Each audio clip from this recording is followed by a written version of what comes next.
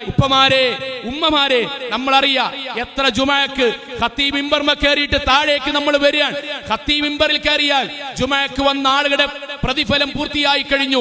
പിന്നീട് വരുന്ന ആളുകൾ ഒരു വേള പടച്ച തമ്പുരാന്റെ ജുമഅ കിട്ടും. പക്ഷേ ജുമഅയുടെ കൂലി പരിപൂർണമായി കിട്ടുമോന്നറിയില്ല.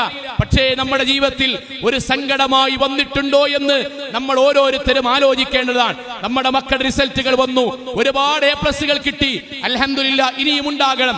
നമ്മളിൽ നിന്നാണ് IAS ഉണ്ടാകേണ്ടത്, നമ്മളിൽ നിന്നാണ് ഡോക്ടർമാരുണ്ടാകേണ്ടത്, നമ്മളിൽ നിന്നാണ് എഞ്ചിനീയർമാരുണ്ടാകേണ്ടത്. പക്ഷേ രക്ഷിതാക്കളെ, നമ്മുടെ കുട്ടികൾക്ക് A+ കിട്ടുമ്പോൾ നമ്മുടെ മനസ്സിലുണ്ടാകുന്ന സന്തോഷം അൽഹംദുലില്ലാ ഉണ്ടാകണം.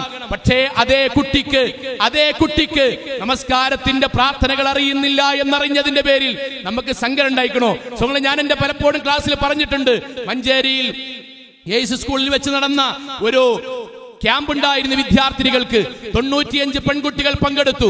95 പെൺകുട്ടികളും 10ാം ക്ലാസിന്റെ മുകളിലുള്ള പെൺകുട്ടികൾ മാത്രമാണ്. 8ഉം 9ഉം പോലില്ല. 10ന്റെ മുകളിൽ അവർ 1800 ഫീസ് കൊടുത്തിട്ടാണ് ആ ക്യാമ്പിന് പങ്കെടുത്ത് 7 ദിവസമാണ്. ആ ക്യാമ്പിൽ നമസ്കാരം എന്നുള്ള വിഷയമാണ് ക്ലാസ് എടുക്കാൻ വേണ്ടി വന്നത്.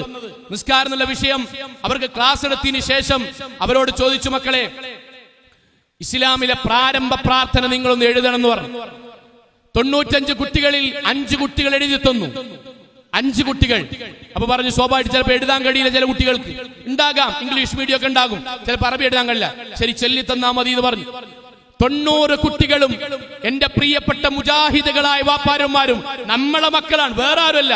90 പെൺകുട്ടികളും പറഞ്ഞു, മാഷേ ഫുള്ളായിട്ട് അറിയില്ല.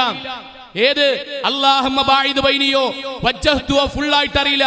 ഉമ്മാരെ ഉപ്പാരെ, എന്റെ ചോദ്യം ദർശനങ്ങൾ ഞാൻ എന്നോട് ചോദിക്കാൻ, എന്റെ കുട്ടിക്ക് നിസ്കാരത്തിലെ മുഴുവൻ പ്രാർത്ഥനയും അറിഞ്ഞിട്ടില്ല എന്നറിഞ്ഞിട്ട് എങ്ങനെയാ അമ്മാരെ ഒരു ഉരുള ഭക്ഷണം അണ്ണാക്കിന് കീഴ്പോട്ട് ഇറങ്ങിയത്?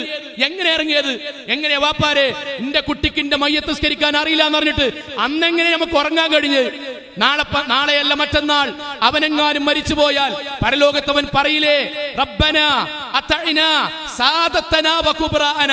കുബ്റാഅന എന്നതിന് പണ്ഡിതന്മാർ പറഞ്ഞെന്തറിയോ? അൽ അബവാനി, ബാപ്പാനും ഇമ്മാനും പറഞ്ഞതനുസരിച്ച് കേട്ടിട്ടാണ് പഠിച്ചോനെ നരകത്തിലേക്ക് പോയത്. അതുകൊണ്ട് അല്ലാഹുവേ നീ അവർക്ക് ഇരട്ടി ശിക്ഷ കൊടുക്കണം എന്ന് പറയുന്ന മക്കളായി നമ്മുടെ മക്കൾ മാറുന്നതിന്റെ മുമ്പായി നമ്മുടെ മക്കളുടെ പരലോകത്തിന്റെ വിഷയം നമ്മൾക്ക് ഗൗരവം ഉണ്ടാകണം. പറഞ്ഞത് പിശാച് നമ്മെ ദീനിൽ നിന്ന് വഴിതെറ്റിക്കുന്നത് ഒന്നാമതായി ദുനിയാവിന്റെ വിഷയത്തിൽ സന്തോഷം നൽകുക, ദുനിയാവിന്റെ വിഷയത്തിൽ സങ്കടം നൽകുക. സഹാബാക്കൾ നബിയും അങ്ങനെയല്ല. നബി കരഞ്ഞു. എപ്പോൾ? നബി എപ്പോഴാ കരഞ്ഞത്? നബിയുടെ പ്രിയപ്പെട്ട മകൻ ഇബ്രാഹിം മരിച്ചു. നബിന്റെ കണ്ണിന്ന് കണ്ണീര് വന്നു. ചെറിയ രൂപത്തിൽ പ്രവാചകൻ പറഞ്ഞു, ഹാദിഹി റഹ്മത്തും മിൻ ഇൻദില്ലാ, ഇത് അല്ലാഹുവിൽ നിന്നുള്ള കാരുണ്യമാണ്. മെല്ലെ കരഞ്ഞ നബി വാവിട്ട് കരഞ്ഞു. പ്രിയപ്പെട്ടവരെ, വാവിട്ട് കരഞ്ഞു. എപ്പോൾ? അല്ലാഹുവിന്റെ ആയത്തിറങ്ങി, പടച്ച തമ്പുരാന്റെ ആയത്തിറങ്ങി. ഏത്? സൂറത്ത് വാഖിഅ ഇറങ്ങി. പ്രവാചകൻ പറഞ്ഞു, ശയ്യബ്തനി സൂറത്ത് വാഖിഅ, സൂറത്ത് വാഖിഅ എന്റെ മുടി നരപ്പിച്ചു. പേടിച്ചിട്ട് നബി പേടിച്ചിട്ട് മുടി നരച്ചു. നബി വാവിട്ട് കരഞ്ഞു. നബി എന്തേ? ഇദാ വഖഅത്തിൽ വാഖിഅ ലൈസ ലിവഖഅതിഹാ കാദിബ ഖാഫിദത്തുർ റാഫിഅ. അല്ലാഹു ഭയാനകമായ പരലോകത്തെ വിശദീകരിക്കുന്ന ആയത്തുകൾ ഇറങ്ങിയപ്പോ ഈ ലോകത്തിന്റെ പ്രവാചകൻ കരഞ്ഞു. സ്വന്തം കുട്ടി മരിച്ചപ്പോൾ കരയാത്ത നബി അവനവന്റെ ജീവിതത്തിൽ പരലോകത്തെ കുറിച്ച് ആലോചിച്ചു കരഞ്ഞു. ആ കണ്ണുനീരാണ് മുജാഹിദുകളെ നമ്മുടെ മനസ്സിലേക്ക് വരേണ്ടത്. ഉമർ ഇബ്നുൽ ഖത്താബ് റളിയല്ലാഹു അൻഹു അവനവന്റെ വീട്ടിൽ അന്നത്തെ മെഴുകുതിരി പോലെയുള്ള വിളക്ക് കത്തിച്ചിട്ട് അവനവന്റെ ചൂണ്ടുവിരൽ കൊണ്ടുപോയിട്ട് ഉമർ ഇബ്നുൽ ഖത്താബ് റളിയല്ലാഹു അൻഹു പറഞ്ഞ വാക്ക് നമ്മൾക്ക് സുപരിചിതമാണ്. ഉമറേ, ഒരു ചെറിയ ചൂണ്ടുവിരലിന്റെ അഗ്രഭാഗം പോലും ദുനിയാവിൽ നിസ്സാരമായ ഈ ചൂടിന് താങ്ങാൻ കഴിയുന്നില്ലെങ്കിൽ എങ്ങനെയാണ് ഉമറേ ജീവിതത്തിലെ 69 ഇരട്ടിയുള്ള അതിശക്തമായ നരകത്തിന്റെ തീജ്വാലകൾ നിന്റെ ശരീരം മുഴുവൻ എങ്ങനെ താങ്ങും എന്നാലോചിച്ച് കരയുന്ന ഉമർ. സഹോദരങ്ങളെ, ഈ കരച്ചിലും ഈ സന്തോഷവുമാണ് ഒരു വിശ്വാസിയുടെ ജീവിതത്തിന്റെ അടിയാധാരം. അവിടേക്ക് നമ്മൾ മടങ്ങണം. രണ്ടാമത്തത് സമയപരിമിതികൾ കൊണ്ട് ചുരുക്കുകയാണ്. രണ്ടാമത്തേത് പിശാച് നമ്മളെ വഴിതെറ്റിച്ച രണ്ടാമത്തെ ഒരു മേഖല. വിശ്വാസികളെ, നമ്മൾ നമ്മുടെ പരലോകത്തെക്കാൾ അപ്പുറം മറ്റുള്ളവരുടെ ദുനിയാവിന് സ്ഥാനം നൽകുന്ന ഒരു ജീവിത രീതി അല്ലാഹു പടച്ച തമ്പുരാൻ നൽകിയതിൽ നിന്ന് ഓപ്പോസിറ്റായി സ്വീകരിച്ചു എന്നുള്ളതാണ്. എന്ന് പറഞ്ഞാൽ നമ്മുടെ ജീവിതത്തിൽ പരിശുദ്ധ ഖുർആൻ എല്ലാ വിഷയത്തിലും മറ്റുള്ളവരെ പരിഗണിക്കണം എന്ന് പറഞ്ഞ ഖുർആൻ ഒരു വിഷയത്തിൽ നമ്മളോട് സ്വാർത്ഥനാകാൻ വേണ്ടി പറഞ്ഞു. അതേതാ സോങ്ങളെ? യാ അയ്യുഹല്ലദീന ആമനൂ, വിശ്വാസികളെ, അലൈക്കും അൻഫുസക്കും, നിങ്ങൾ നിങ്ങളുടെ കാര്യം മറന്നു പോകരുത്. വല്ലാത്തൊരായത്താണ്. ഖുർആനിലെ ബാക്കിയുള്ള എല്ലാ മേഖലയിലും ബാക്കിയുള്ളവരെ പരിഗണിക്കണം, മറ്റുള്ളവരെ സഹായിക്കണം എന്ന് പറഞ്ഞുകൊടുത്ത് ഒരു ഭാഗത്ത് പറഞ്ഞു നിങ്ങൾ 100% സ്വാർത്ഥന്മാരാകണം. അതേതാണ്? അലൈക്കും അൻഫുസക്കും, നിങ്ങളുടെ പരലോകത്തിന്റെ വിഷയത്തിൽ നിങ്ങൾ സ്വാർത്ഥന്മാരാകണം. അതെന്താണ്? ബാക്കി മറ്റുള്ളവർക്ക് വേണ്ടി നിങ്ങൾ നരകം വാങ്ങുന്ന ഒരവസ്ഥ നിങ്ങളുടെ ജീവിതത്തിൽ ഉണ്ടാകരുത്. ഒരു സന്ദർഭം പറയട്ടെ. ഇപ്പൊ എനിക്ക് രോഗമായി, അല്ലെങ്കിൽ നമുക്ക് രോഗമായി, ഡോക്ടർ അടുക്കലേക്ക് കൊണ്ടുപോയി.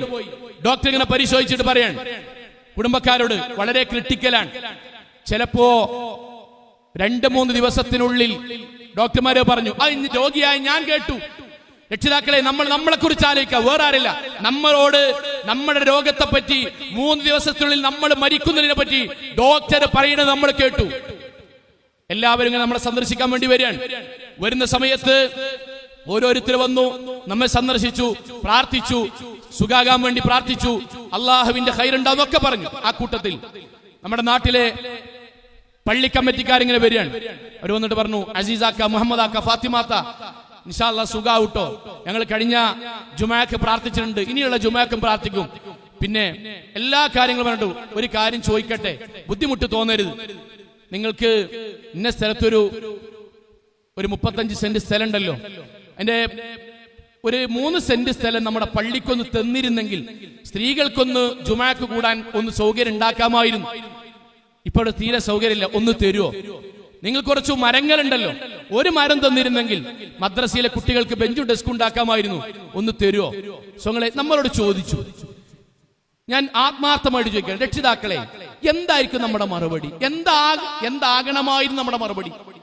നമ്മൾ മനസ്സിലാക്കണം, പടച്ചോനെ, ഞാനിതാ എന്റെ ജീവിതത്തിൽ മറ്റന്നാൾ ഈ ദുനിയാവുന്ന് പോവുകയാണ്. മറ്റന്നാൾ ഞാൻ കണ്ണടച്ചാൽ പിന്നെ ഞാൻ തുറക്കുന്ന ലോകം മറ്റൊരു ലോകത്താണ്. ഇതുവരെ ഞാൻ കാണാത്ത മറ്റൊരു ലോകത്ത് വേണ്ടി ഞാൻ കണ്ണു തുറക്കുകയാണ്. പിന്നീട് ഞാൻ കേൾക്കുന്ന ശബ്ദം മാലാഖമാരുടെ ശബ്ദമാണ്. പിന്നീട് ഞാൻ അനുഭവിക്കുന്ന അനുഭവങ്ങൾ ഇതുവരെ എന്റെ ജീവിതത്തിൽ അനുഭവിക്കാൻ കഴിയാത്ത അനുഭവങ്ങളാണ്.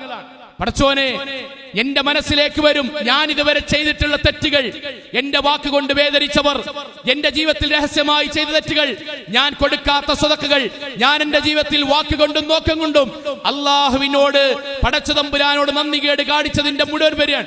പടച്ചോനെ, ഇനി എനിക്കധികം അധ്വാനിക്കാനും വയ്യ. ഇതാ എന്റെ മുന്നിൽ ഒരു അവസരം വരികയാണ്. എന്ത്? പള്ളിക്ക് ഒരു 2-3 സെന്റ്, ഒരു 5 സെന്റിന്റെ മനസ്സിൽ വരുന്ന എന്താ അറിയോ? പടച്ചോനെ, ഒരു 5 സെന്റ് കൊടുത്താൽ ആ പള്ളിയിൽ വരുന്ന, ഞാൻ മരിച്ചു പോയാലും ആ പള്ളിയിൽ വന്ന് ജുമാ നമസ്കരിക്കുന്ന മുഴുവൻ ആളുകളുടെയും 1000കണക്കിന് കൂലി എന്റെ ഖബറിലേക്ക് വരും.